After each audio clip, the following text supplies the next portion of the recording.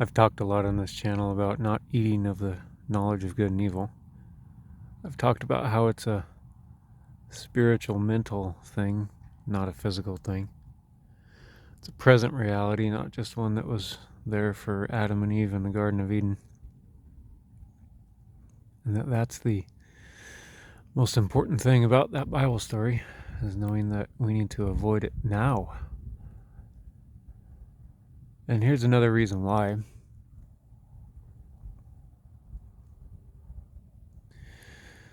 Just as when we partake of the knowledge of good and evil, spiritually, mentally, emotionally, instead of partaking of Jesus and his life,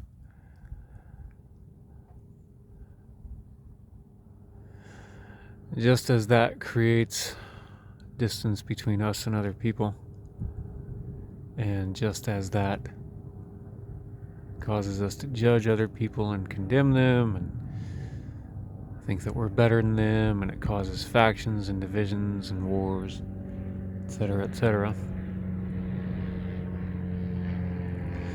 So too, that same process happens as we apply those same standards to ourselves.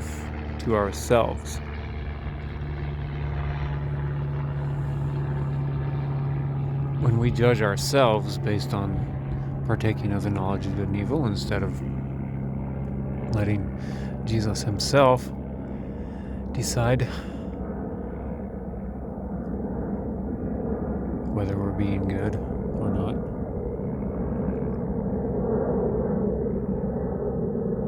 whether we let him judge us completely and make the calls in our lives instead of ourselves, because we're flawed and we can't do it, and only he can do it perfectly. Because when we take it upon ourselves, well, we beat ourselves up, quite frankly. It's not good for us. Just as we beat others up, so we beat ourselves up.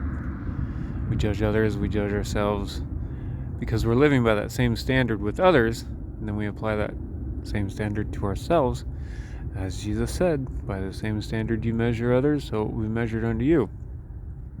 That's what he was talking about. So we got to get away from that standard of measure being what? The knowledge of good and evil. And judging ourselves and others has got to stop. And we got to learn to rely on him. He's the only accurate judge of ourselves and of others. We got to learn to listen to him as we interact with others and as we interact with ourselves. So that what? So that we can treat ourselves well.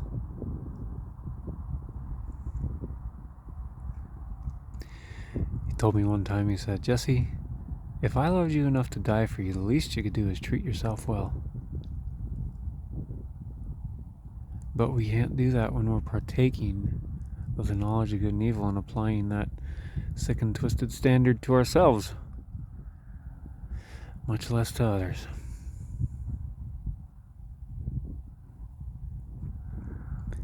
He is the only judge. He is the only one qualified to judge anyone accurately.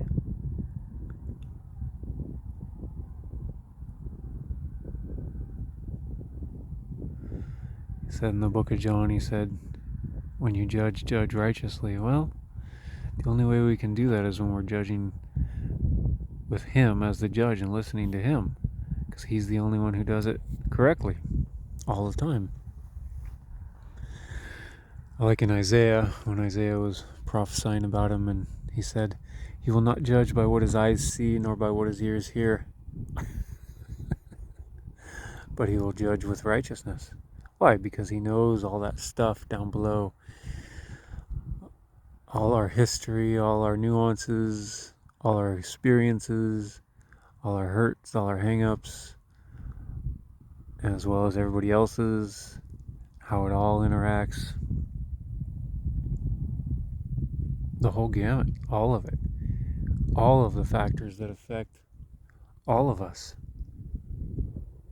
and how we interact with others and with ourselves. You just gotta let him do it. The point is we gotta learn to trust in him and not ourselves. Proverbs says, trust in him with all your heart and lean not on your own understanding. Well, this is a big part of that. Because when we trust in ourselves, we're just going off of what? How we've been conditioned on the knowledge of good and evil. And that's not an accurate way to judge anybody, even ourselves.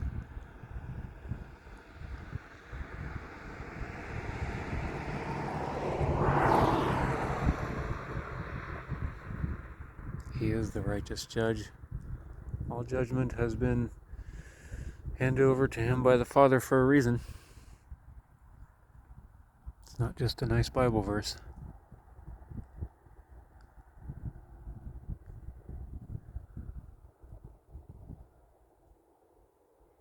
But we got to know him to be able to do that.